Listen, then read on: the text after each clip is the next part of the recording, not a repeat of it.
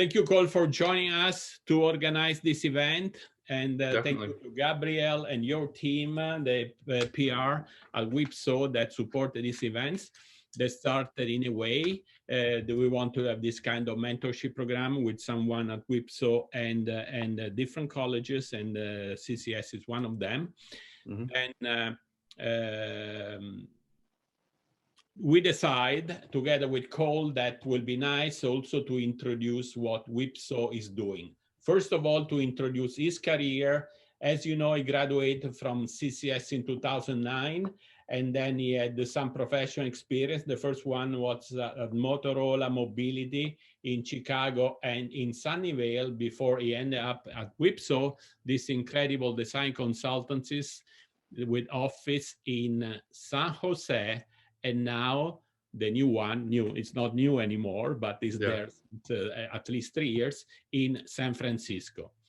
So we decide to structure this as an easygoing presentation and to spend probably about half an hour, whatever it takes, to talk about Cole experience and to talk about WIPSO, and then to review 3 portfolios. And so then Cole will have the possibility to give some overall feedback. No, how we select the portfolio, it's a kind of case studies. It's not that the portfolio for interview to get jobs, because Cole, this is not the purpose, is not hiring, and it's just to give something back to the CCS student community to see some advices on what they would like to see in the portfolio, since he's watching and probably saw more than 400 portfolio in his during his stays at WIPSO, and but also to provide some guidance on what he would like to see in a portfolio when someone will apply to WIPSO.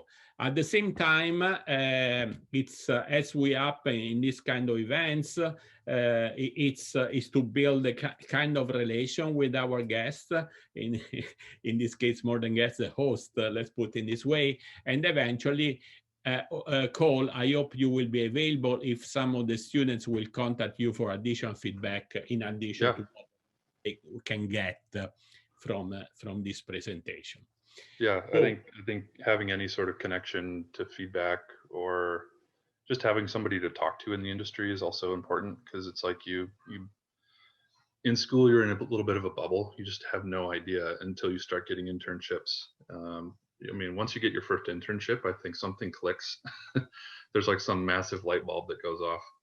I think it's almost like the first time you fly overseas and go to a different country. There's something clicks, something changes in your brain, and you view life in a totally different way. So a bit about my background. So I graduated in 2009. I don't think I call it the new campus. It wasn't built yet. The Tubman, we call it. The Tubman was like 2010. So I originally went to school for automotive. I had back then it was one semester trans, 1 semester product, and I remember going through. I had a really traditional Japanese car designer teacher, and he was impossible to learn from. Everyone just kind of huddles around and just watches him sketch on Kansan, and you either get it or you don't. I love cars. I'm a huge car guy, so I was sitting there just watching and trying to pick it up and learn. And there's no vocalization, and all he's talking about is line quality. And I'm like, what is it? That's not even in a book. I don't know what does that mean? And so then I had like a second semester of product, and it was like, well, this is the world of, and you can do anything, right? There was either cars, where people were absolutely obsessed with cars, and then there was industrial design. And it was like kind of, it opened up the world to in everything. I mean, everything around you. So it was really interesting. I've been talking to a couple high school feeder programs too, a couple high school art classes and STEM classes that just don't know anything about the industry. And it's been really interesting to just watch kids that have no idea, the pen, the computer, the mug, the lamp, the couch you're sitting on, like everything is designed by an industrial designer. And so it's pretty interesting to think about. So I was I don't know if Motorola still does any sort of sponsored studio at CCS. No, since a while we don't have Yeah. Motorola. It's on the fence in these days, as you know. Yeah. So I was actually never in those Motorola sponsored studio. I remember at the end of, I had some friends that were in the studio, and at the end of the studio, they always promise a couple internships to a couple, 2 or 3 in the class. And when the guys from Motorola were coming in, they were like, "Well, hey, since we're here, why don't we just check out? Like, can you give us your top 5 in the class?" And so I got a call from Career Services the night before. I drove to FedEx Kinko's at like 2 a.m.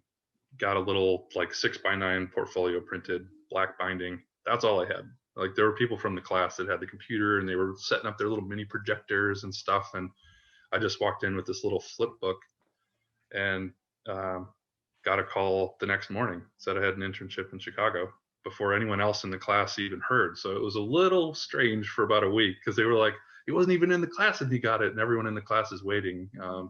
So there were other people in the class that got the internship as well, but I didn't really think about phones. I wasn't in the class. It wasn't something, the world of tech and IoT and all that, but it transitioned pretty well. I just went from a couple internships there, got hired in Chicago.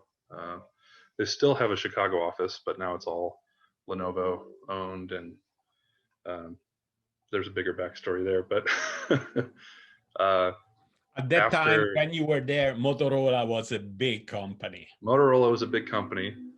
I got the opportunity to move to California with Motorola. They were wanting to open up an office more of a design office in Sunnyvale, because the Bay Area, that was like, okay, we're going to need something in the Bay Area because that's a big hotspot. So I got the opportunity to move out. At the time I was young. I didn't have family in Chicago. I didn't have kids and that kind of thing. So it was pretty easy for me to move. So I moved to California. I was with Motorola for about a year.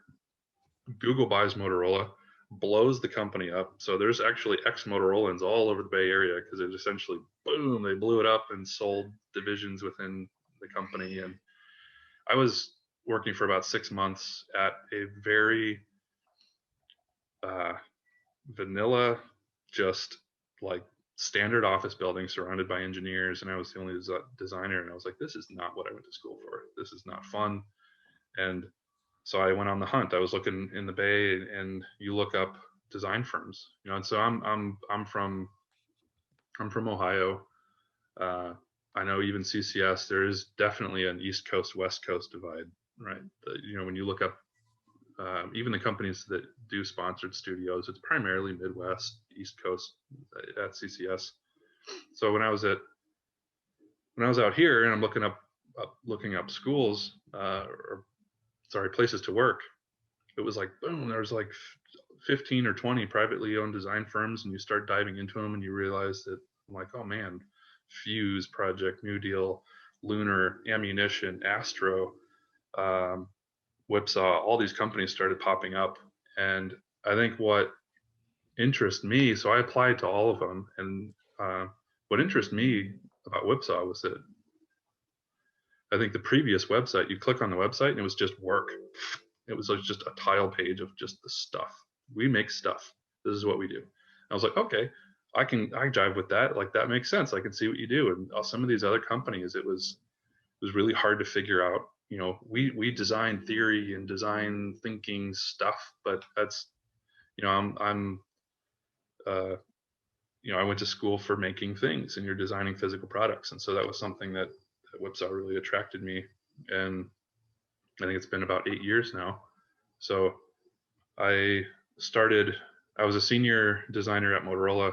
I went to senior design at Whipsaw, and then pretty quickly went from senior straight to director. So now I'm directing the San Jose office primarily, which is still there. We're all working from home, which stinks, but it's been a pretty crazy ride. So I graduated in 2009. Since then, my portfolio has categories. I have a category for consumer electronics, a category for medical and industrial and commercial equipment and you name it. So consulting is vastly different than the world of Motorola. I think in corporations you have much more time. There's longer lead times, right? You're working on a single project for a long period of time, but you're also under this big giant corporate agenda, and you're a tiny little cog in the system. So at the end of the day, it's it's cool to see your work up on a billboard. I was working on all the Droid line phones, Droid 1, 2, 3, 4.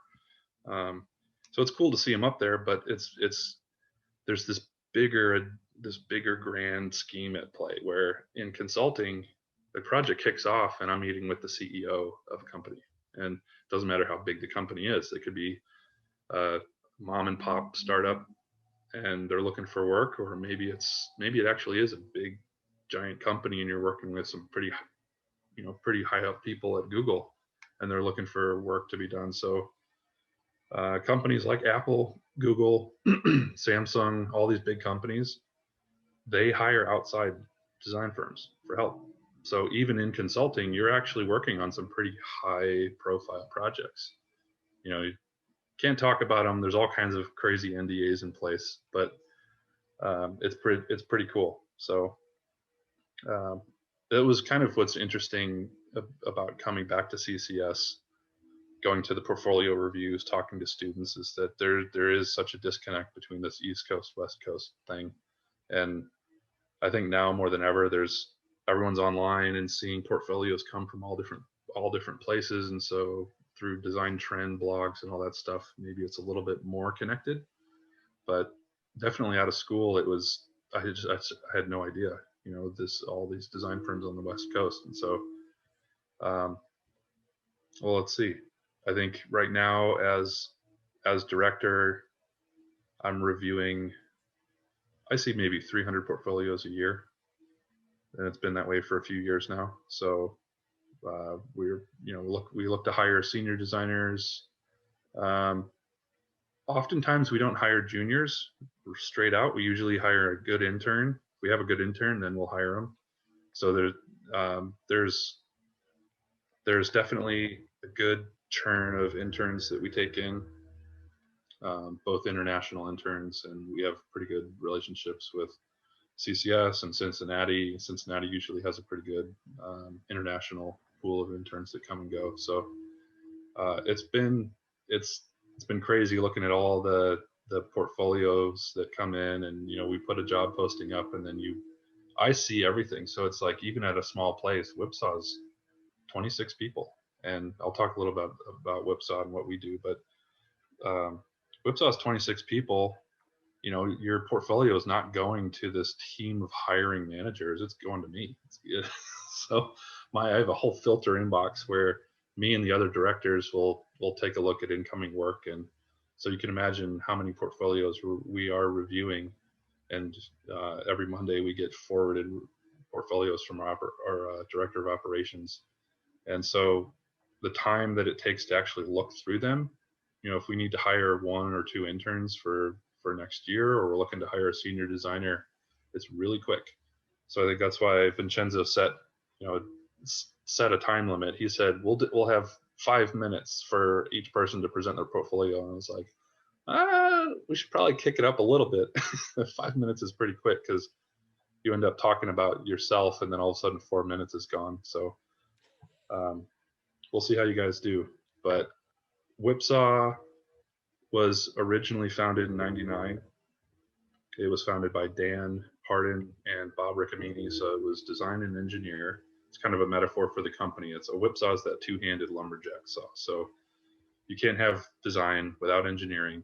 You can have design. It looks great, looks really good, gets you some pretty pictures on Instagram and design blogs, but it'll never be made, and it doesn't exist. And so without engineering, this is that core relationship that you need. And so it's also a metaphor for design and client. So especially in consulting, you have to work with the client. You have to read the room. You have to solve problems, make them happy. A lot of it's selling your design and solving their problems at the same time. So that metaphor, that two-handed saw, you're not designing in a vacuum. just designing some pretty thing, and then you hand it over to the client and they go, oh, that's wonderful. No, the client goes, I wouldn't buy that. Start over. You're not solving my problem. So it's like you have to get to know the client on a personal relationship, and same thing with engineering. So there's a lot of these kind of coexisting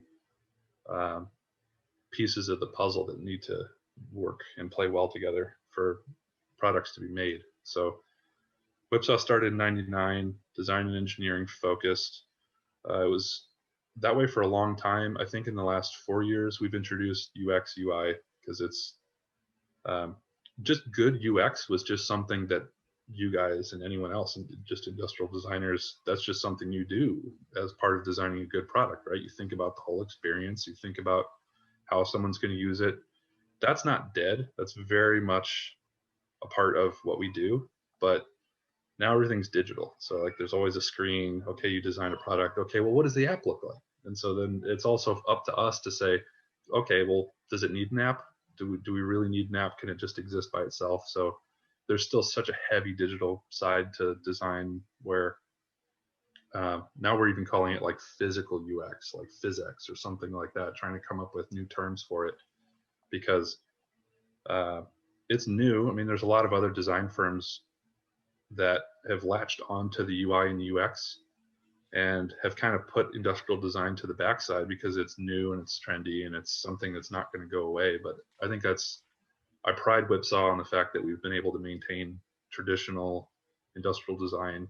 You know, we have a model shop, we have 20-pound foam, we have foam core, plywood, like we build stuff, we make things still, and also have a UX team that are doing full system, full UI design for digital interfaces too. So it's a really good mix. I think that's a pretty good background on myself and, you know, and Whipsaw. I mean, if you look at our work, we've got on the website, a lot of it's renderings because we just get stuff out quickly.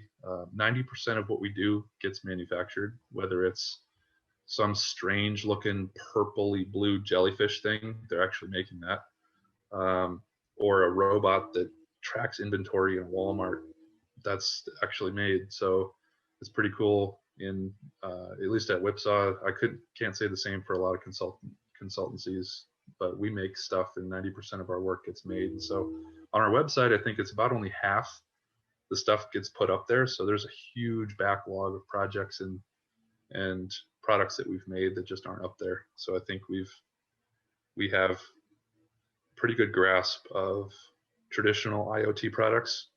So trackers, routers, devices with screens, you know, speakers, that kind of thing. But we also do a ton of medical. We do a lot of medical scientific equipment. Right now, I'm working on 3 benchtop lab sequencing machines, 2 of which do COVID testing. One of them is a human genome sequencing machine. I know it sounds scary, but they're actually really fun to work on.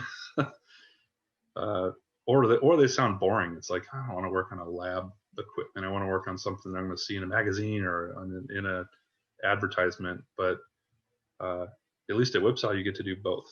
Right? So you can see, you know, I designed Tonal, the big workout machine with the arms that flip out.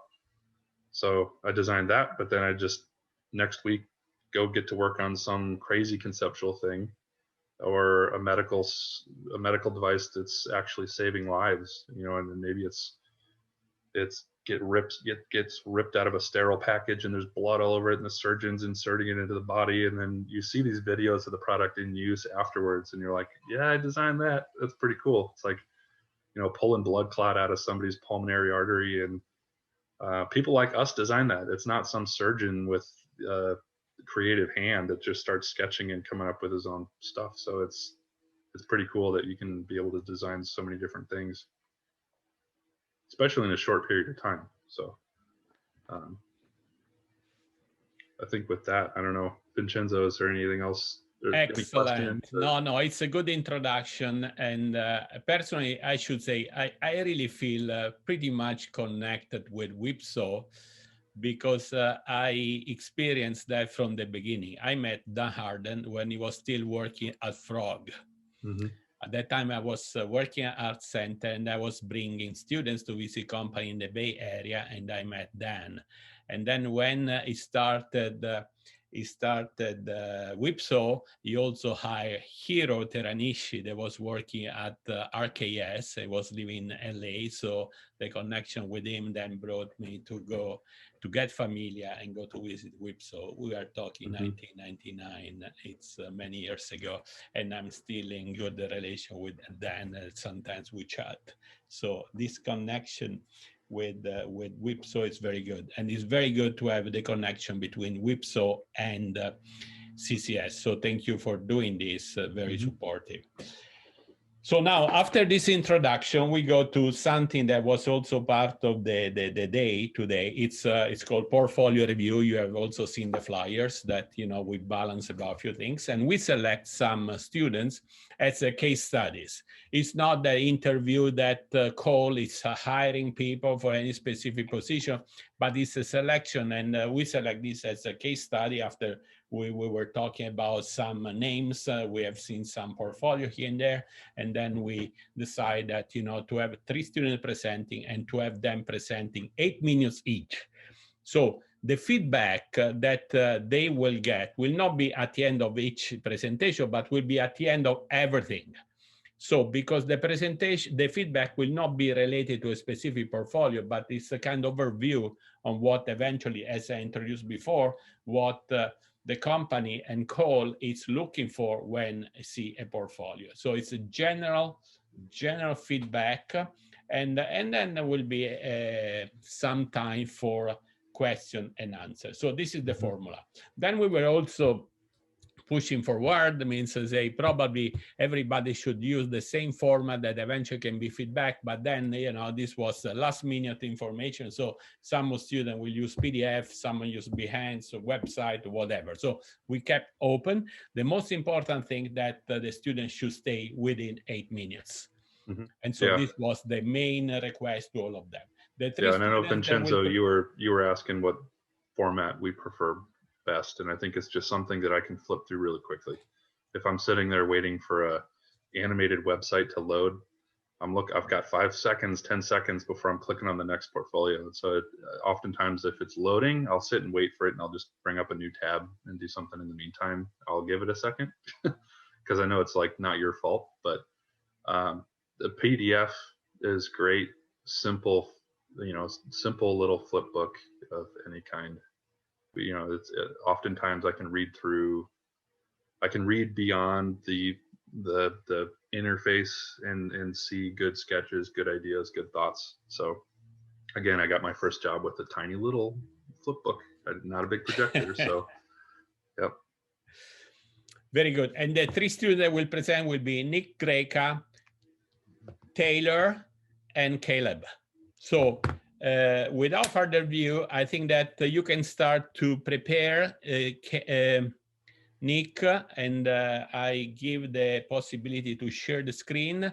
Let's start in this way. So we will go straight with the 3 presentation, then will be question and answer, and everybody can jump. And what we are asking you, Cole, to be frank, to really, like we are doing with the PDF, other things, sincere, what you are really looking for, and what Whipsaw is looking for, but also what you think that is a kind of general knowledge for everybody to include, to use and include in their portfolios. Perfect. Thank you. Nick, are you ready? Yeah, yep. You can share the screen. All right. And I keep track of time too. All right, I'll try to be quick. So again, these are case studies. It's not specific for a job, for something, just to, you know, to have 3 students with a variety of projects in their portfolio. Okay, go for it. Yeah, I just want to say thanks, Cole, for, you know, taking the time to look over our stuff. Really appreciate it. But yeah, so this is, whoops, sorry. Jeez. Not off to a great start here. Yeah, so this is a project from second semester sophomore year. Basically, the studio is kind of focused around small home living, this being a bicycle storage project. So kind of the problem addressing is a lot of people are moving into these tiny houses, but they're losing out a lot of indoor space. So this kind of aims to give them an outdoor solution to store things like bikes and outdoor equipment. some sort of existing products. These are kind of soft tops, just not completely practical, I guess. And then the overall concept is finding a way to integrate bike storage and then some sort of general storage into the tiny house. And then just design inspiration, kind of trying to embrace like a vertical stance to the thing, and then some rounded soft corners. This is just a quick ideation, trying to figure out where kind of the bike sits, how it opens, what the shape of this thing might be. Then kind of settled on this, so figuring out what the vertical breakups might be, where a part line might be, and then the shape of the hood, and then sort of settled on this one, and then figuring out how this thing opens, what does the inside of the storage part look like, and then would this kind of be in the final design. And then just some model refinement. So again, playing with the doors, playing with the side breakups, stuff like that. And then this being the final render. So this big door swings out on these two hinges. And then on the right side is just sort of a timbre door that rolls up into the back of the unit.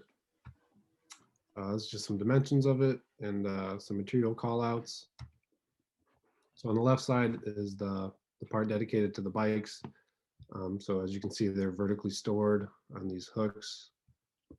Just a couple of accessories of it. So at the bottom, having like a rubber mat makes it easy to clear out dirt as it kind of falls off the bikes. And then these are the individual mounts that the bikes go on. So this hook goes around the wheel, and then it's sort of a tongue and groove into these wooden planks. And then on the right side is the storage portion of it. I was thinking, when someone orders one of these, they could kind of pick what sort of configuration they want. So you can have a workspace with like a tabletop to work on with a pegboard in the back, and then maybe just strictly storage with shelves and drawers, and then hooks for stuff like rakes and shovels.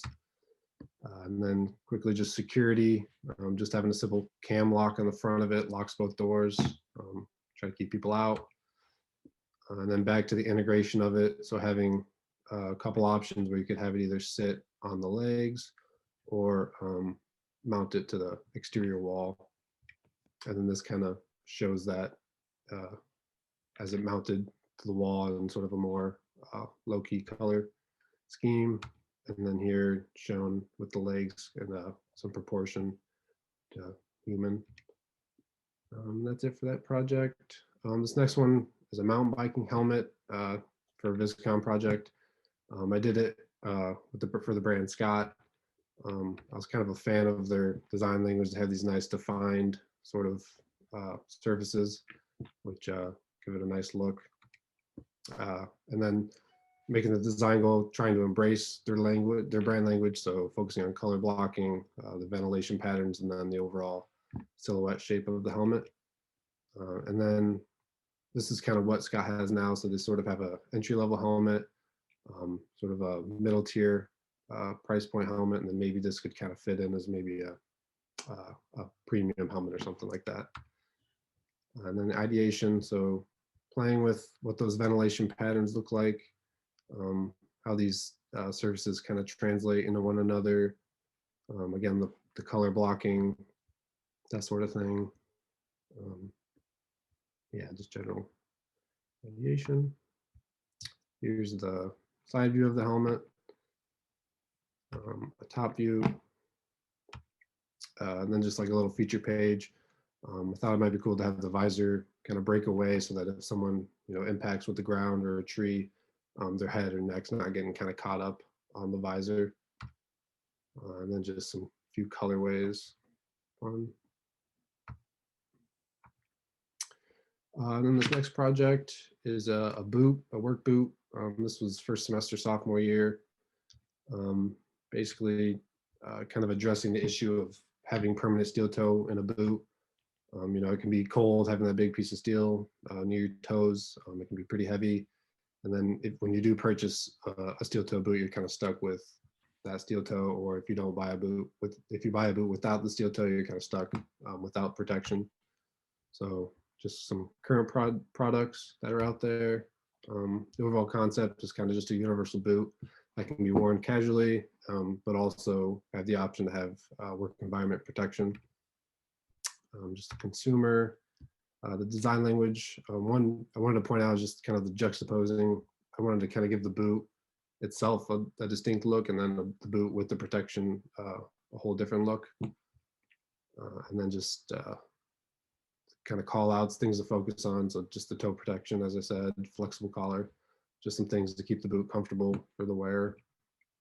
Then jumping into ideation. So the first idea was to have these, the accessories slide on sort of a rail system, but kind of found that that didn't give the boot a very distinct look with and without protection. So kind of moved on to having this like entire overshoe part of it that the user kind of just slips the boot into. So refinement, kind of figuring out what the shape of that overshoe looks like and what the boot itself looks like. So this is the lateral. So there's a couple snap buttons on the side, kind of disguised within the eye stays, as well as one on the rear. That's where the overshoe would snap into. Again, another one on the medial rear look of it, the outsole, and then with the overshoe. So that's where it snaps in, kind of a pull tab to remove it. The medial with the overshoe, again, another snap, and then it's kind of a carrying handle for the overshoe. And then a rear view, the outsole of the overshoe. And then this is just kind of for fun, some sort of steel toe customization, maybe kind of engraving into the steel. Then just some call outs of the different materials and stuff that the boot itself and the overshoe are made of. And then just kind of a graphic of how it might be put on. That's it. And then lastly, this is just a headphone project. Inspiration images, just a real brief ideation. I knew I wanted to have this kind of bump out feature here. So this is figuring out where that's located and then kind of how it exists with the rest of the headphone. And then the rest of this is just kind of a handful of renders of the headphone themselves. Power button, charge port.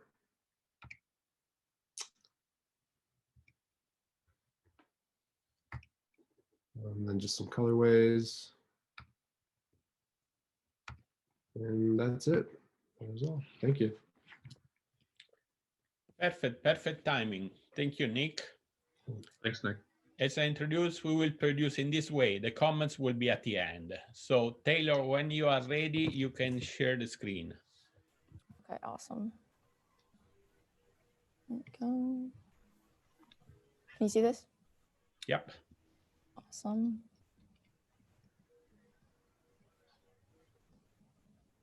Okay, still see it? Everything's good? Yep. Okay, great. So yeah, cut me off if I, talk too long. I like to get into the research a little bit too much, but. Yeah. Can you make a bigger? Oh, it's not full screen? Okay. That's weird. I just went full screen for me, so. Okay, no, it's How about now? Better, maybe? It's better. Okay. Perfect. It's full screen on my end, which is sort of odd. Or you want a double monitor or? No. But it shows the Adobe for you guys? Yeah, it's not in presentation. Okay. That's weird. You can try unsharing and then resharing once you're in like full screen, and I think that should work. Okay, yeah, let's try that real quick. Thanks, Isha.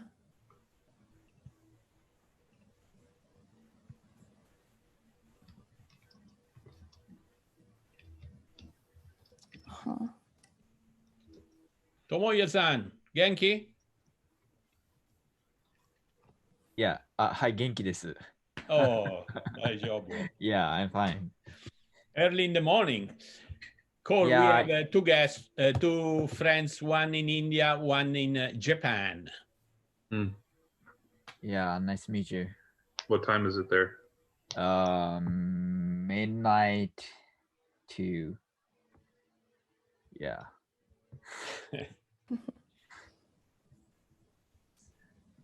So for a student, you still have like 4 hours left. You're fine. What? That's not late. Taylor, What? did you try, Taylor? Yeah, I think I got it now. Let's try this. Okay, let's try this. Is this any Wonderful. better? Yes, better. Thank you. Mhm. Okay, cool.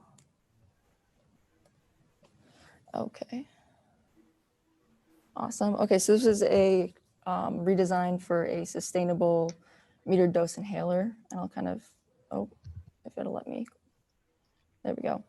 Yeah, so it's designing a compact inhaler that was meant to be eco-friendly, but also, look a little bit less like an embarrassing medical product. And the reason being for that is that typically children are depicted as, like more weak or vulnerable when they have inhalers. And this is kind of seen as like a medical issue. So I targeted a younger age group to focus on that redesign and make this feel a little bit less like an embarrassing product to have around. And specifically why I chose a metered dose inhaler, a little bit background on, inhalers. A dry powdered inhaler is more sustainable, doesn't harm the environment. If you know, an aerosol propellant that comes in a metered dose inhaler is really bad for the environment, but specifically why I targeted that type of inhaler, an aerosol propellant inhaler, is because it's so bad for the environment and trying to solve for that problem, as well as that it's a more effective inhaler. And so incorporating those two together to make a better product. And the environmental impact of a metered dose inhaler, if you were to reduce the aerosol propellant that's currently used to a more sustainable one, could significantly drop the global warming potential, which I thought was, a kind of outstanding fact that I wanted to solve for in this project. And a little bit about the sustainability aspect. Again, researching more on the aerosol propellant, I found something that was currently tested but not on the market yet, used in air conditioning for some cars. And so eventually in the future probably could be used in inhalers, and then using all recyclable materials for the body of this inhaler. A little bit about the form ideation. If you don't know, this is a spacer. It is an attachable piece that goes onto the end of an inhaler. And it is, significantly more effective in distributing the medicine to your lungs.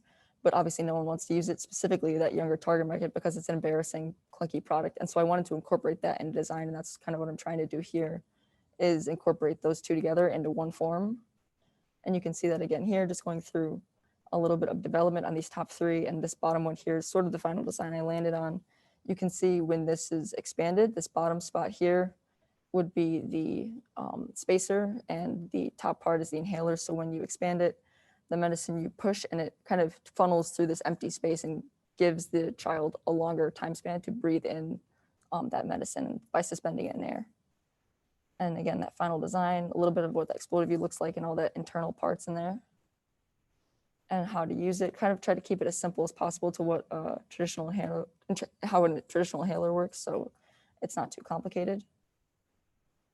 And the inside of that, yep. So the canister and kind of pushing that button down will trigger that medicine. When this is expanded, this negative space here, this glass portion is the spacer. And then that mouthpiece kind of swivels out. Oh, there we go. That mouthpiece kind of swivels out to give you access to the medicine. This next project is a compact kitchen for a tiny house. So the goal here was designed for a millennial, which is that target market, which is typically seen living in tiny homes. And doing research on that sort of target is they actually do enjoy cooking, and it's not like seen as a hassle or a chore. So how to incorporate that and make it feel like it's part of the environment, because specifically tiny homes don't have large kitchens or luxurious kitchens, and kind of reinventing that side of this product.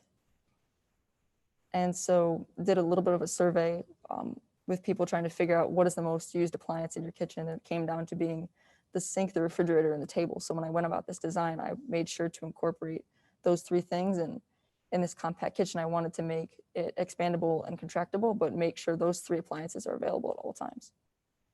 And this is sort of the form inspiration, kind of just keeping it minimal, neutral colors, a little bit more into the fun, like overlapping forms and the hidden seating, which you can see later in the ideation here. So originally started with something more cylindrical, and then it kind of ended up being vertical, trying to use the most of the vertical space that you have, since you don't have a ton of horizontal space in a tiny home. And it ended up transitioning to a horizontal unit that can be expanded and contracted. And so the complete kitchen set, and what I sort of focused on most in this project, were these 5 appliances of the overhead dishwasher, the sink and faucet, cooktop, refrigerator, and the table. This is the under-counter refrigerator, more energy efficient, being below the counter, and 2 of these drawers would be a refrigerator, 1 would be a freezer. The dishwasher unit is an overhead dishwasher unit, so the way that this would essentially work is that you load it just like you typically do, but the water would drain, and then it would become a storage unit, just like an overhead cabinet. And the sink and faucet combination is inspired sort of like by a waterfall faucet. There's no center drain. It's a waterfall drain in the back that kind of mimics the waterfall faucet above. And then the hidden seating with the extendable table kind of slides out, gives you more table space and counter space to work. And then these bar stools sort of fold out of the side. And then the induction cooktop, pretty traditional. When this is off, you can use it as counter space, and then acts as a cook space when it's on. Sort of the exploded view, getting into all the parts and the details of that. And then the closed and open, kind of showing how in a tiny home, this is super small sort of kitchenette. And then when you can expand it, when you do have guests over, you don't have to limit yourself to the type of home that you're living in, and you can have all these appliances full scale. And that sort of in context little shot. And then this last project is a sustainable diaper. And so the redesign here was to target a 100% disposable diaper that didn't take 300 years to decompose. A little bit diving into the research, I found that this was like the 3rd largest source of household waste in the US.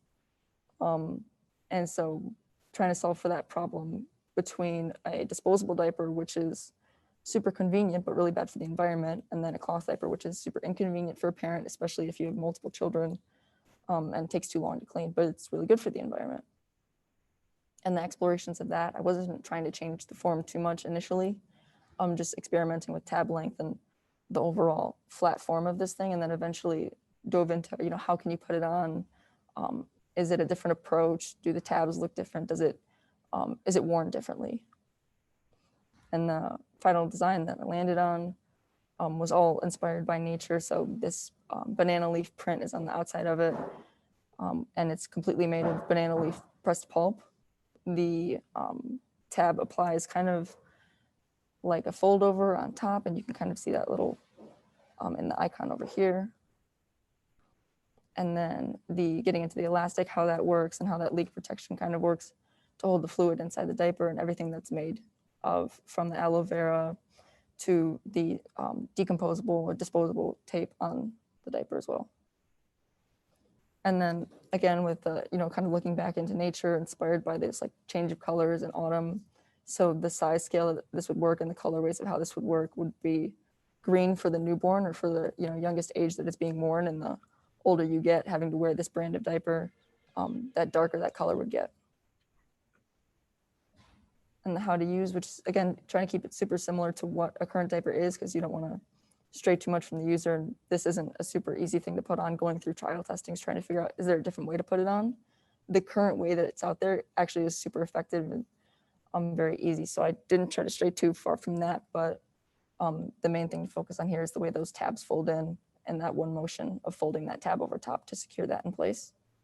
And then the thing that I want to focus on as well with this project was that long-term environmental impact. So this diaper theoretically could decompose in 1 month, as opposed to 300 years later, which is what a disposable diaper takes to decompose. And that is all. Very Thank good. you. Thanks, Taylor. Thank you, Taylor. Yeah, so thank you. everybody practice in 8 minutes, and next will be Caleb. Fine, it's a rush, but then we will have some time for conversation.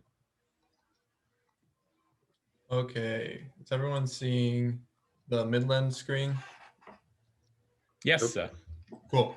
So I'm gonna do things a little bit differently. I'm gonna present a project I've been working on this semester. Some of what you were talking about, Cole, with learning from internships, I feel that a lot of my work, my portfolio doesn't have the same level of process, just because I hadn't experienced internships. And so I thought this would be a good way to walk through some of my process. And then we'll do that for the first 4 minutes, and then buzz through the portfolio as well. So I did a walkie-talkie studio looking at designing some walkie-talkies for Midland. So I started with interviews. One of the first interviews I did was with my dad, and it was super helpful. He kept repeating the word trust throughout the interview. He kept saying things like, just didn't know if I could trust it, be it the batteries, be it the range. And so I felt like I needed to dial in on that emotional language. And so I'm going to walk through some of my findings there. But the big opportunity was creating a walkie-talkie that provides superior transparency between the user and the device, and between two users using the devices. So what does that look like? Right now, you buy walkie-talkies because you want peace of mind in the backcountry. But the issue is sometimes they end up causing more problems than they are help, because look at this scenario. Maybe you call up your buddy on the walkie-talkie and he doesn't answer. And so you're just waiting for him to respond. And you don't know if it's because his battery died. You don't know if it's because he has the wrong channel. You don't know if it's because this radio isn't on, or maybe he just fell off a cliff and died. You really just have no idea. And so this thing that's supposed to give you peace of mind is actually contributing to your angst. So it kind of boils down to two unanswered questions, or at least poorly answered questions. Number one is, what can I rely on this device to do, or what can I expect it to do for me? So this comes down to battery life, range in a given scenario, and some other things. Second question is, when something goes wrong, why? And most devices don't do a good job of answering this question. So as I was trying to figure out what's going to make for a more reassuring experience, I wanted to focus on three different categories. Number one is functions that enable transparency. One cool thing you can do now is you can transmit digital data over analog radio waves. So you could transmit encoded like location information, battery information. You could transmit text strings. So all of these can combine into a system that would allow you to see, you know, oh, my buddy Greg, his battery is just dying, or here's where he was last time I talked to him. The second area I wanted to focus on is intuitive interface. Right now, a lot of the buttons on these devices relate to their navigational function, and they also specify a specific function. So they're easy to use if you know how to use them, and they make for a quick interface, but they're not very intuitive. So I wanted to pull that back and just have the buttons navigate the screen, and the screen provide the information. So I think that's what people are used to. And then finally, I wanted to create an aesthetic that engendered trust, looked competent, looked capable, and approachable. This is a lot of information to absorb, but basically I was looking at where this would fall in the market and what the price point would be. So it'd be a pretty high-end unit. Then I was taking apart existing walkie-talkies, got my hands on a couple different units to see how they felt. Did a bunch of mock-ups, got a bunch of feedback on what people liked, what they didn't like. Everyone ended up gravitating back towards this bottom left concept, which is basically what most walkie-talkies are shaped like. So it was a little bit of back to square one, but it did give me some valuable insights on a couple things. During this time was sketching, a bunch of different form factors, a bunch of different aesthetic directions. And then I took my favorites from that, jumped into CAD to try and figure out how that's going to play out in 3D. And then when I had finalized my form factor, I pulled those aesthetic movements into this form factor to make the final decision. Ended up going with number one. I think it's straightforward, approachable, and looks capable and tough. Then it was a matter of just breaking down how this is all going to go together. And this is kind of where I'm at now, is trying to make CAD that is as close to production ready as possible. So that's that project. Hopefully that gives you a little bit of a look at some process. And then I'm going to just buzz through some of the projects in my portfolio. So these are projects from the last couple of years at school. This was a pressure washer I did. It sought to create an easier to move around pressure washer. There's a lot of issues with mobility, current pressure washers. And it did this by suspending the engine below the axle and having two oversized wheels, and it creates this pendulum effect where it's always self-stabilizing. And this allows you to pull it up and down stairs with ease. Here's some sketches, and then final model. I recently reworked the aesthetics to kind of fit more with the Karcher brand language.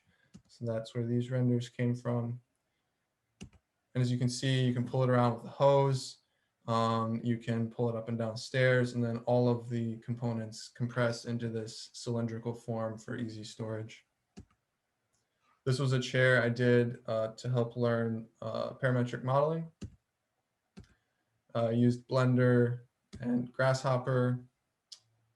And I was looking at the contrast between this advanced like parametric aesthetic and some more traditional motifs like this button tufting and these soft pillowy forms.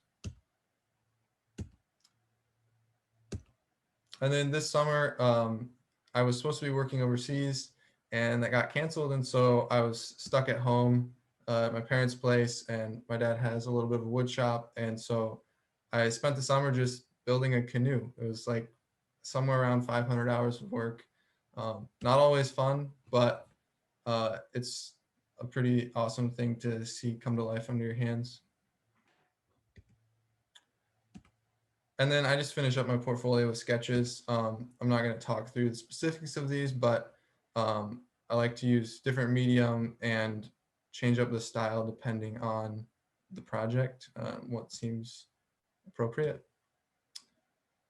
And then, yeah, I have some industry experience, and I talk a little bit here about myself, but how are we on time, Vincenzo? I can talk about 34 seconds to go. We'll kill it here then. That's enough. You've seen what you need to see. Well done, well done. Thank you very much, the three of you. And now we keep the stage open for question and answer and overall feedback. Cole, what do you think? Oh, voice sounds, you are, There. Okay, perfect. I took a couple notes. Yeah, thanks for running through those portfolios and the work. I had a chance to take a look at them ahead of time, so I kind of ran through some of the projects, and I remember being there in person at the beginning of the year. I see a couple projects I've seen before, so it's kind of nice to see the portfolio and where you guys have added new work since then. Let me see. I think big topics that come to mind, at least when you're crafting a project for class, you start very linear. It's a linear process. You start trying to figure out a problem. You dive into, what's the opportunity? What's the problem? Here's a bit of research. You start sketching. And so the way that works is great as a case study. Imagine that as a case study where if someone says, hey, can you tell me more about that project? You can run through that detailed log. But the way that you would actually put it into a website or a PDF portfolio, you need to hit people over the head immediately. They're not going to read stuff. So if you start with, here's the company I was solving for. Now here's the opportunity and problem statement. Maybe that's fine, but then like, boom, here's the thing I did. Let me explain to you why. So we're all visual people. Think of it like window. It's shopping in the grocery store, right? I'm going to pick the juiciest, freshest produce, right? I'm not going to choose it based on ingredients on the label. I don't pick up stuff and read labels first. So think about what people are going to react to immediately. And so I think certain projects I've seen are doing that, where you're kind of putting a couple, you're putting the title page for the project, but then you just, boom, here's a rendering of the final thing. And then you start working your way backwards from that. I think that's a good approach, considering how much time we have to actually look and read through portfolios.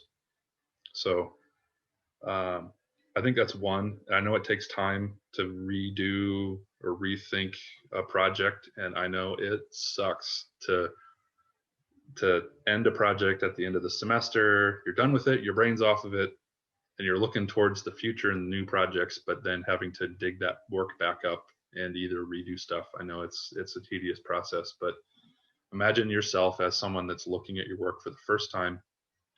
They don't know anything about you. They don't know anything about the project. And so just give yourself a bit of that like critical analysis.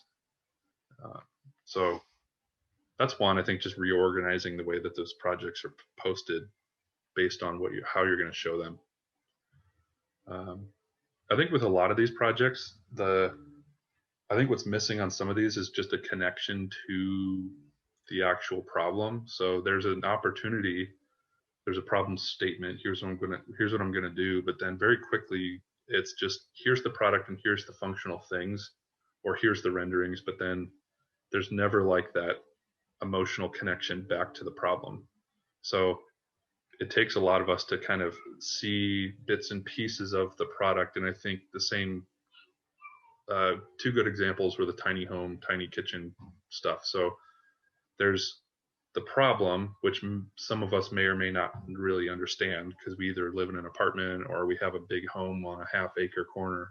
So I think there's a little bit of a detachment from the actual problem. So it'd be good to get more emotional about it, more connection instead of just doing light desk research. And there's various ways to do that. You know, get on a blog, like research some of this stuff. If there's this whole movement around tiny homes, people living mobile. My dad lives mobile. He's been living mobile for 6 or 7 years on the road. And so he's got a whole system in the way that he has integrated his like Sprinter van to work for him. So if you can meet people or get on some of these Facebook groups and ask questions, and I think there's then all of a sudden you're starting to connect with people instead of just designing for yourself based on your assumptions of a problem. I think that's a little bit of a takeaway. I think at least for the kitchen and even the bike storage, because then you start showing, well, here's an attachment, here's a thing, here's something else I designed, but then seeing it, you know, you can show it in context rendering, but there's still really no connection to the way that the problems are being solved. And I think find a way to bring some people into it, bring a connection back to the problem. I mean, we're obviously designing, you know, we're designing physical things, but it'll be good to think about a client, think about somebody who's looking at that final solution, because you want more questions answered than questions raised. You don't want to hit that final rendering and then all of a sudden everyone in the classroom raises their hand because they have questions. Then you didn't do your job. Just as a good thing to think about, inspiration images should never be more beautiful than your final design. A lot of the times Dan does this, and I know he's being cheeky about it, but he'll look at somebody's portfolio and go like, "Oh, what are those? Those are cool. Can you go back up to that?" Knowing that it's inspiration, but he's like throwing the knife in your ribs because he's like, you know, if you're showing products that are designed by corporations and they're all over the design trend blogs and stuff and they're beautiful images, you're inspired by that, don't necessarily show that, because then you've got something, you know, your bar is so high because everyone's looking at these very beautiful images, and then you start sketching in your final renderings. Hopefully don't let people down, but just keep that in mind. Look back at it and just kind of think, okay, what's the most beautiful thing on the page? And if it's that image from HP, that's probably the best thing to take out of there. But as far as inspiration goes, I don't see too much of this in the stuff we just looked at, but stay away from the design trend blogs, shut down Les Manouche, like get off that stuff, because you're looking at someone else's opinion about what design is, and a lot of it's just surfacing and styling, and they're not really solving problems. It's just, here's a pretty image of, I mean, Taylor, not to pick on you, but you've got some images in the background. I just see like coral background with like, you know, the same color coral design, and it looks trendy and it's kind of nice and pretty. But then when you see too much of that stuff, you're just influenced by that person's blog, right? That's some guy that's loading information into that. And so it's his perspective. And so just be aware, always revert back to the problem, solve for the user, don't get too hung up on those design trend stuff. You can always make something functional look good. Solve the problems first. You can always make stuff beautiful. The styling's easy. It's solving the problems that's really hard. So tying back into your inspiration, even if you're inspired by other things, I always say be inspired by either life or nature, something else, emotion. I mean, just light, dark, emotion, music. There's so many other things that can inspire form. And because I think a lot of design is emotional. So it's not like, oh, I was inspired by the Apple MacBook. So I wanted, so I'm taking certain cues and certain styling from that and just applying it to my design. That shows, it doesn't show depth. It just shows an ability to copy and paste. And then everyone's copying and pasting. So you probably end up in the very early weeks. You probably end up in the very early weeks of a project where everyone's posting inspiration images, and you can see the same image, like copy and pasted around the room, because everyone's on the same. You're all looking at the same stuff. So we had an intern who was. Every intern we have, we always say, on our Monday staff meetings and stuff, give a 1 hour presentation on yourself. Just a little background on you so that we get to know you. And we had this intern who was like, I'm so inspired by space and universe and science fiction and all this stuff. And so then when he said that, but then when he would start designing, he was going to that very easy, let's design a squircle. Like that very easy place. And it's like, dude, I'll remember all that stuff you talked about being inspired by the universe and space and life and like the way DNA looks and cells and all that stuff. And so it took a lot to like get him back into thinking more emotional. But just do some self analysis. Be critical of yourself. That's all. Yeah, I think a big one is just solving problems first and not aesthetics. It's easy to go to aesthetics and just make something look pretty. But for anyone that's in the industry, we look straight through that.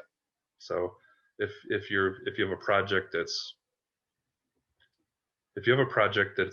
that is more focused on CMF, color, material, finish, lighting, call it out, make a point of it. Say, you know what, this is purely a CMF exploration project, or in relation to like the Scott bicycle helmet, it's purely just thinking about a brand design language. That's purely what the goal was about. So that at the end of it, I'm not thinking, are you solving a problem? What's wrong with current bicycle helmets? Where does this one fit in, and why are you doing the things you're doing? Because then you kind of set the stage up front to eliminate questions at the end. So another example, we had an intern apply for a job, and he had two projects. He had one that was purely just functional, and one that was purely aesthetic. And the aesthetic one was really conceptual. I don't know how it's going to be made. He said, he even admitted, I don't know how it's made. I was inspired by this. It's more of an art piece. But then the other part of his portfolio was just this very engineered focus, breaking apart the boards, figuring out all the PCB and connectors on the inside. So we could at least see that there was two sides to that guy. And he was very clear about what his focus was for those two projects. And he ended up, we hired him as an intern, and he was pretty good. So I think it's not so much about having a large quantity of work, but just really think about what story you're telling with each piece. Because I think if you have every project in your portfolio generally saying the same thing, here's a problem, here's an opportunity, I'm not really connecting back to the user or the problem in any way. And you're not really diving in deep enough where you're actually figuring out how something mounts to a wall. Like, what is actually happening behind there?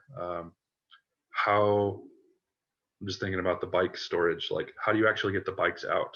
If they're all nested in one side of the door, you're loading up bikes behind each other. Do they all slide out? Like, how do you actually interface when the door swings? How big is that door?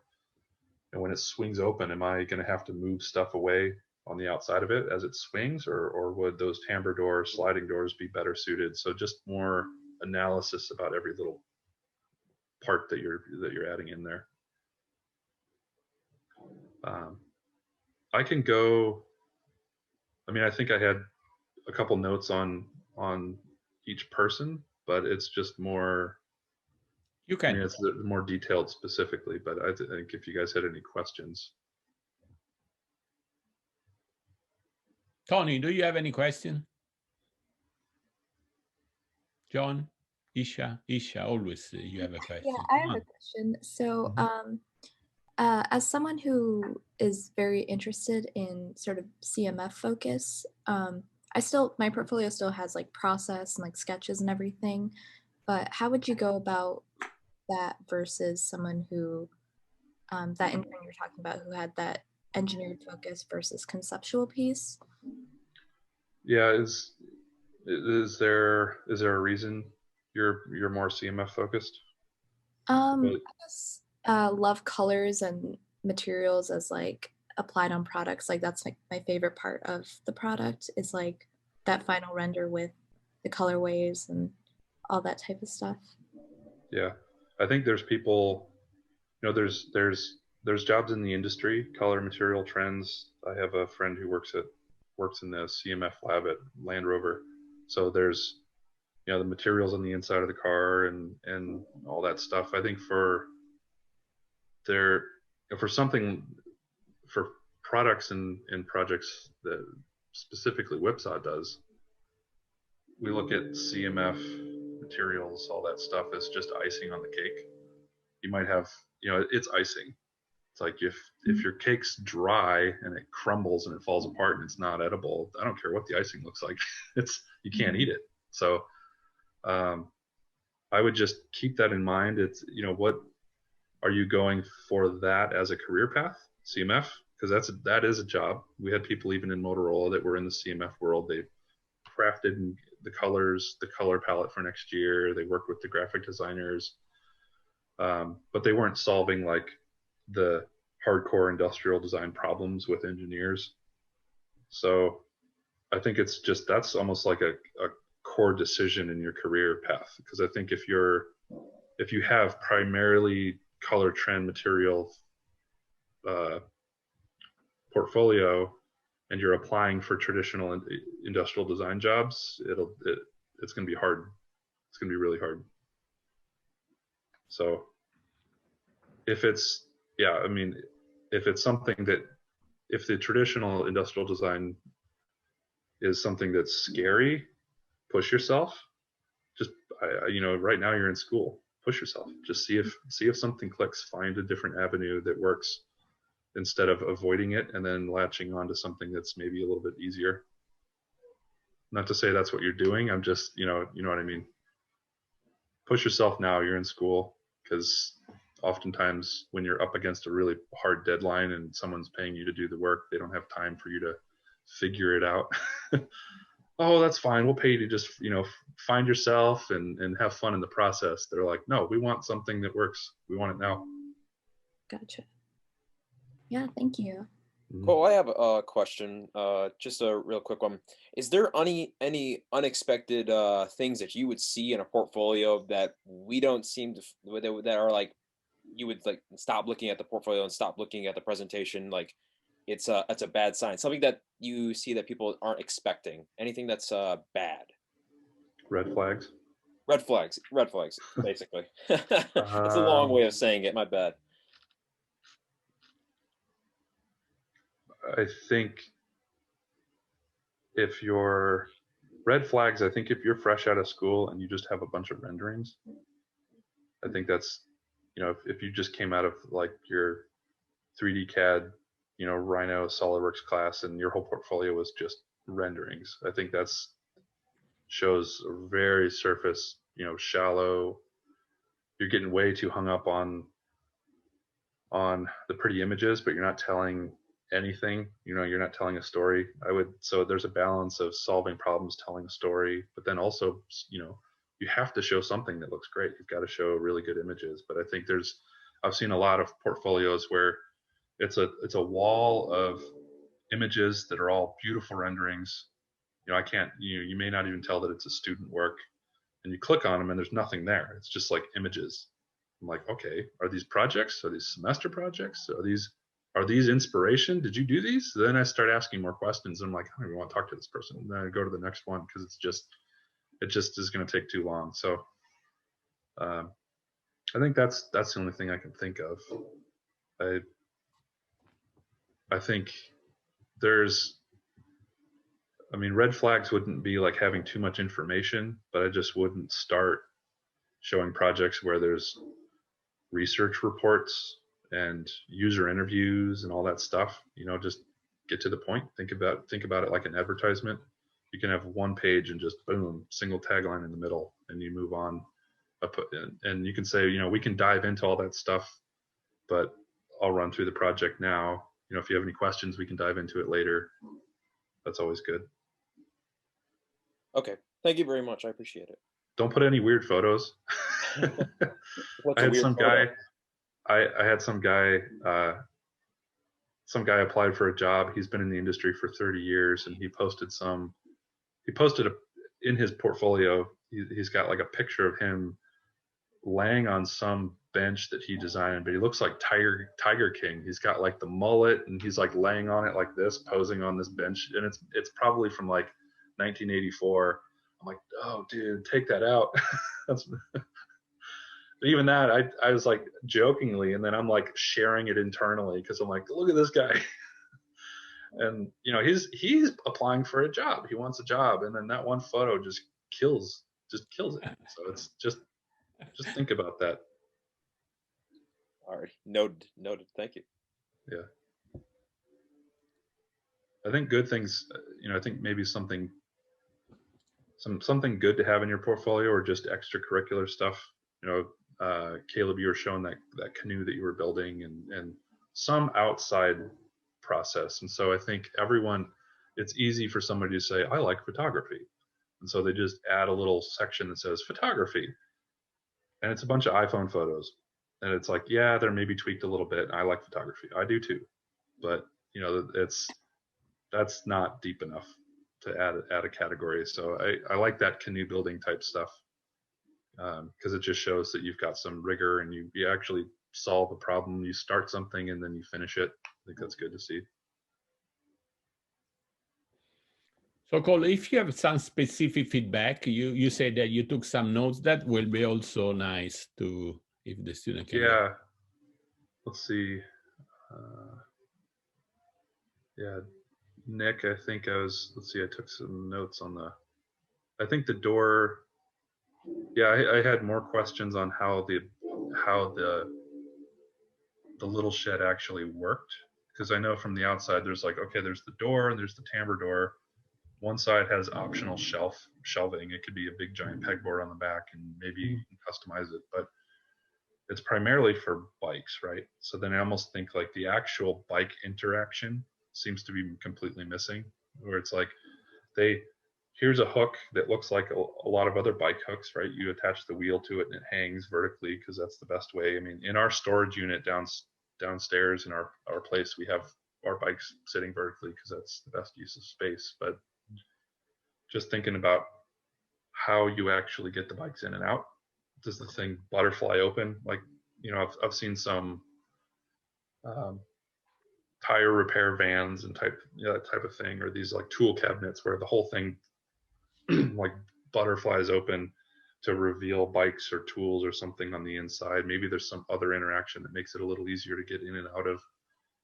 Because then I think the other thing was mounting, because so then you said, okay, well, it's got feet and it can sit on the, you know, it can sit there by itself, or you could mount it to the side of your home or your trailer.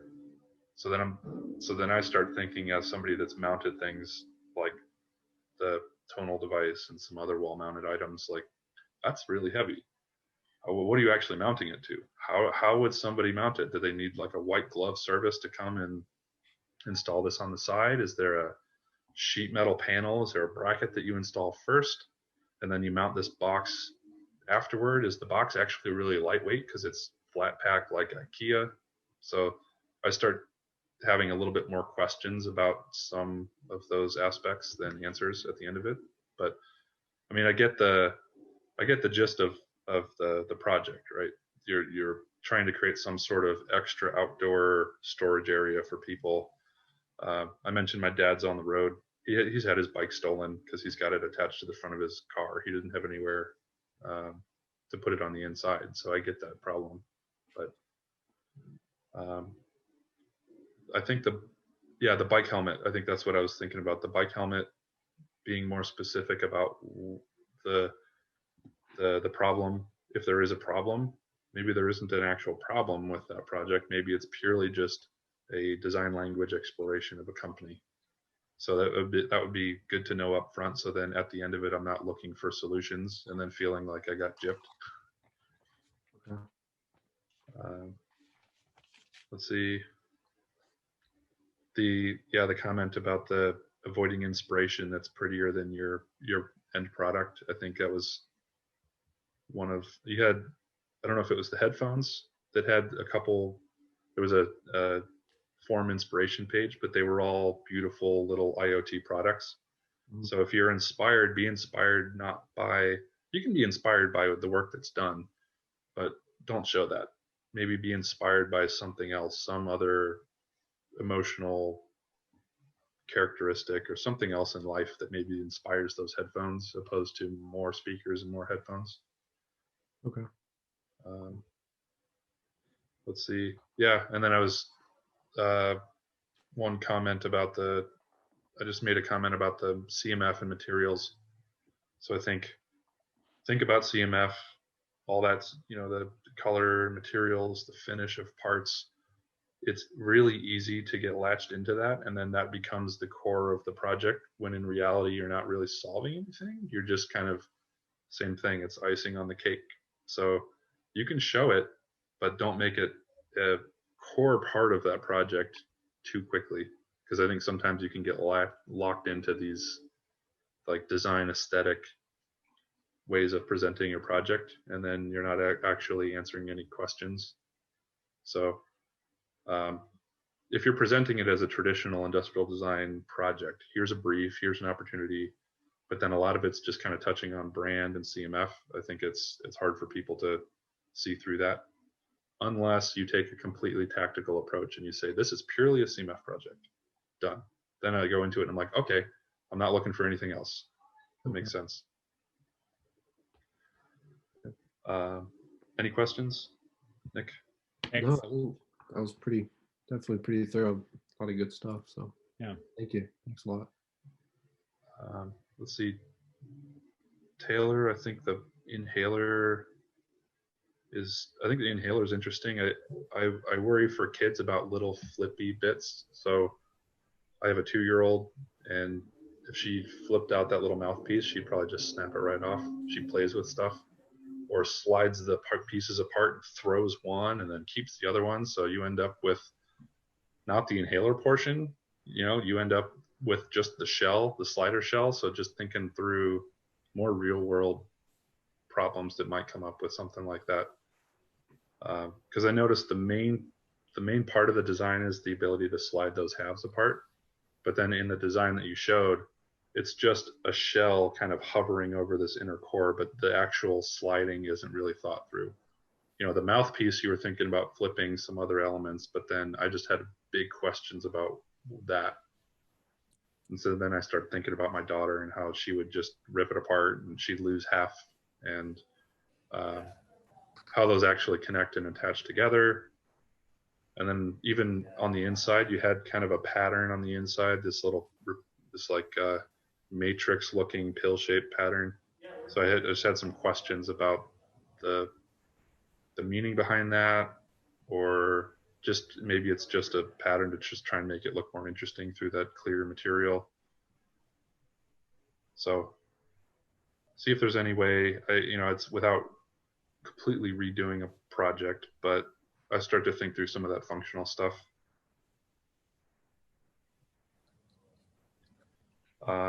Let's see, the tiny kitchen.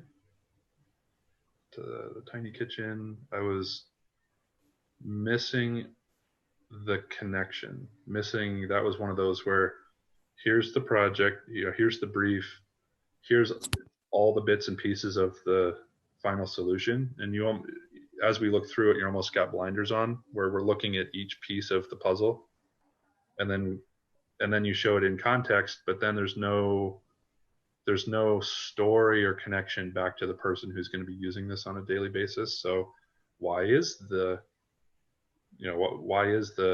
I can't recall what you had up high. You had some appliances up higher, or why is the water a waterfall look? Is there a functional reason for it? Is it aesthetic? Is it thinking about the room inside those homes? Is there actual room to telescope some of these objects in the space given? So there might be a need to analyze the space a little bit, add some boundaries. I know the boundary of a tiny home is maybe too vague for people. So like, what space are you actually working within? I think they're all different sizes, but it'd be good to know.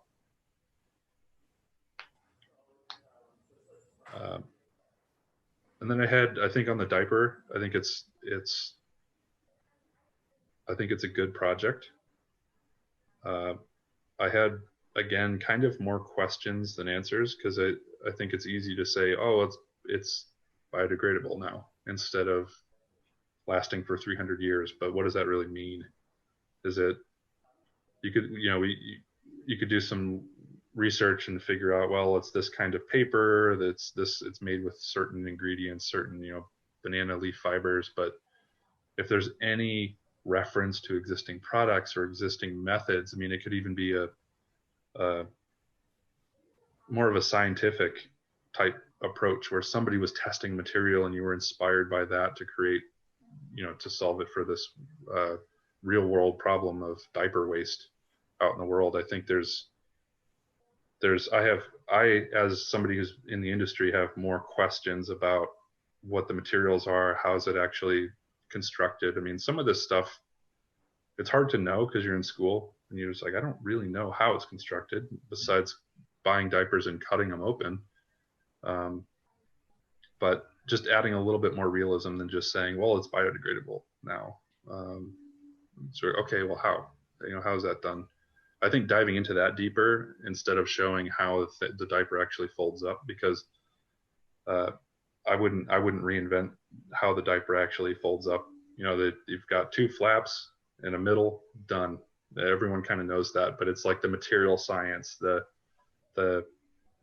more humanitarian type project. I think it should lean in that instead of less of the industrial design, because there's a lot of companies and people that you're industrial designers, but it's much more of a humanitarian effort. So it's kind of a slightly different approach to it. Very good. And Caleb, I think a lot of what I talked about actually is, I kind of already covered some of your projects. Yeah.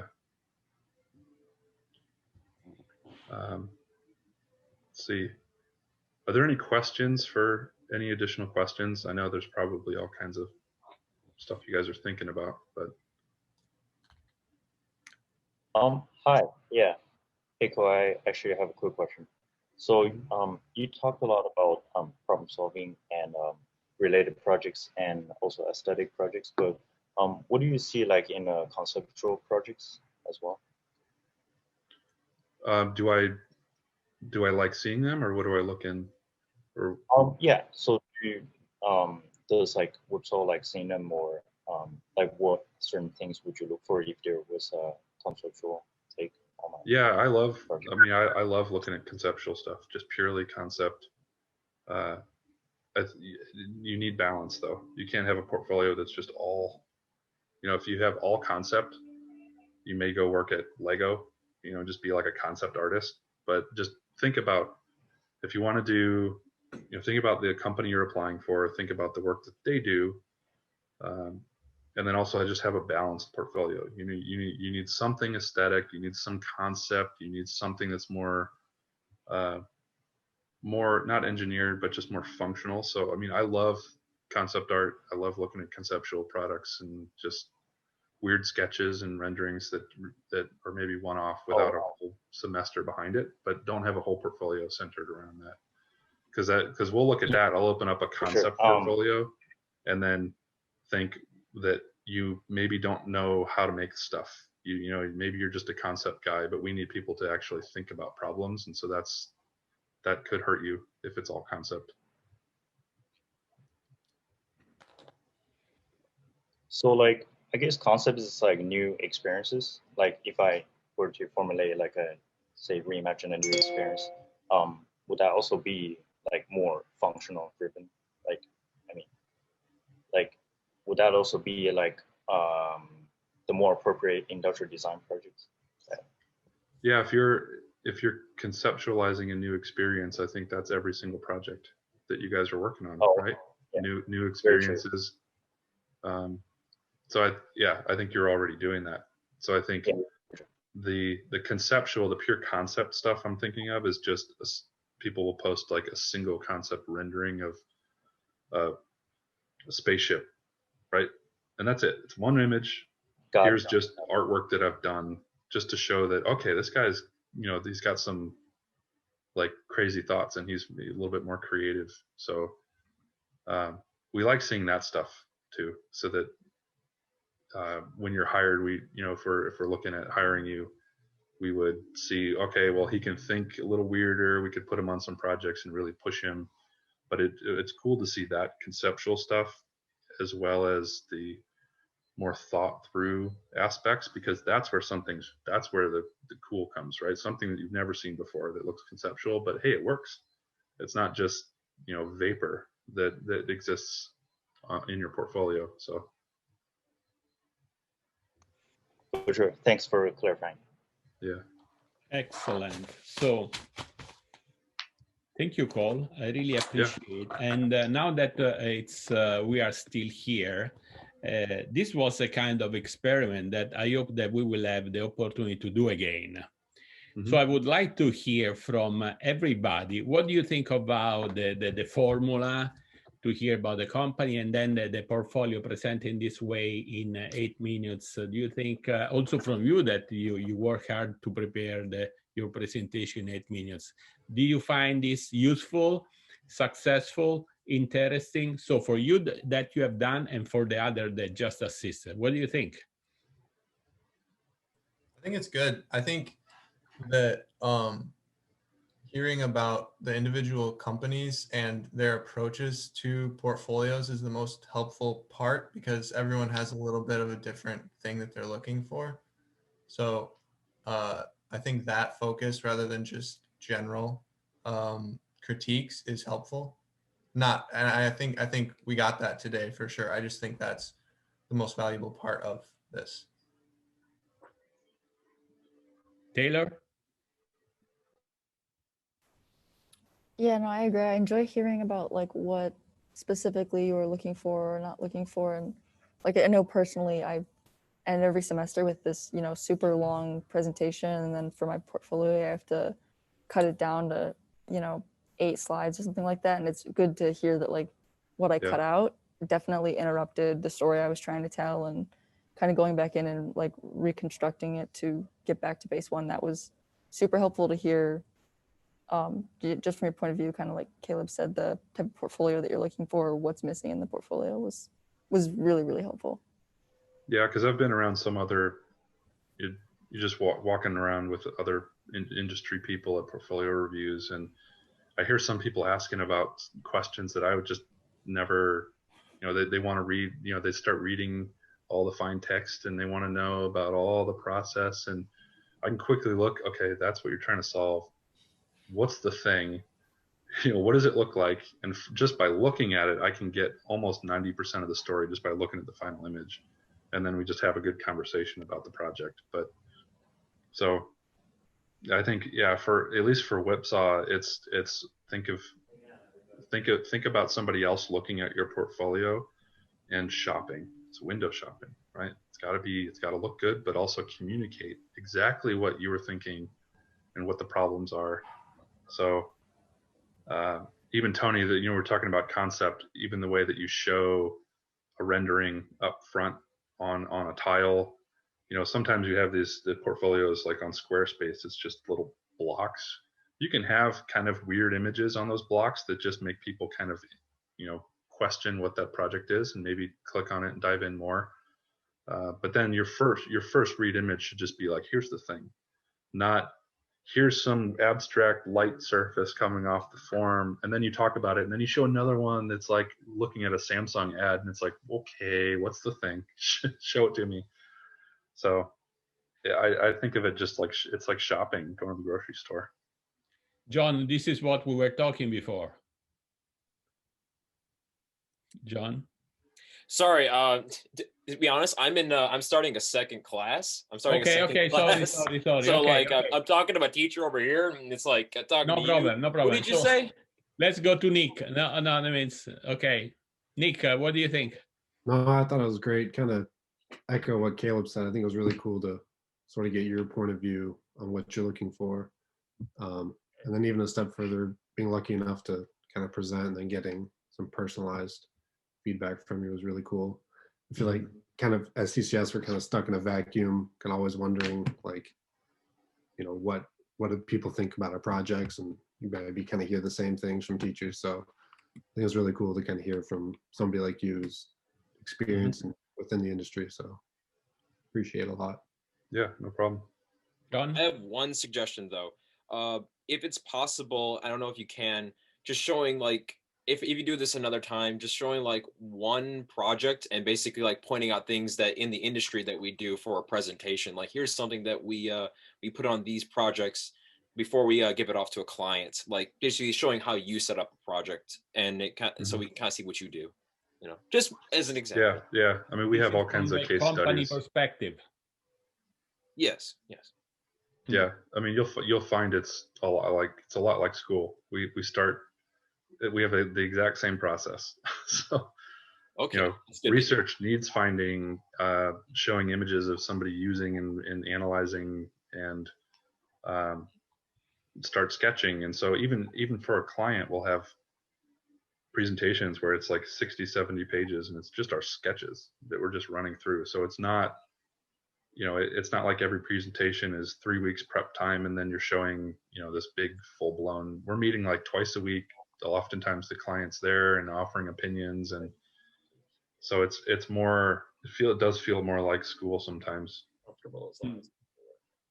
Sure. So, Cole, what is your impression about this time that we spent together? I like it. I think it's good. I think we, you know, I hate being remote. I wish we were in person so we could like walk up and just see stuff and see so much of it's body language and seeing the way that you present, you know, and interviews. You're going to have interviews now that you'll never be in person. You're just going to be on a video. So we're learning a whole new way of doing things, but yeah, we must get used to this. Yep. If I should say, I'm very pleased of what we were able to put together. I think they work out pretty well, and this is something that we can repeat again, and very useful for the students, for those one that attended. And also, you know, it's very important also for us to have this kind of support from people from the industry. So thank you again for the time that you dedicate to us, and hopefully we'll do again. Yeah, I mean, and sooner or later in person too. Yeah.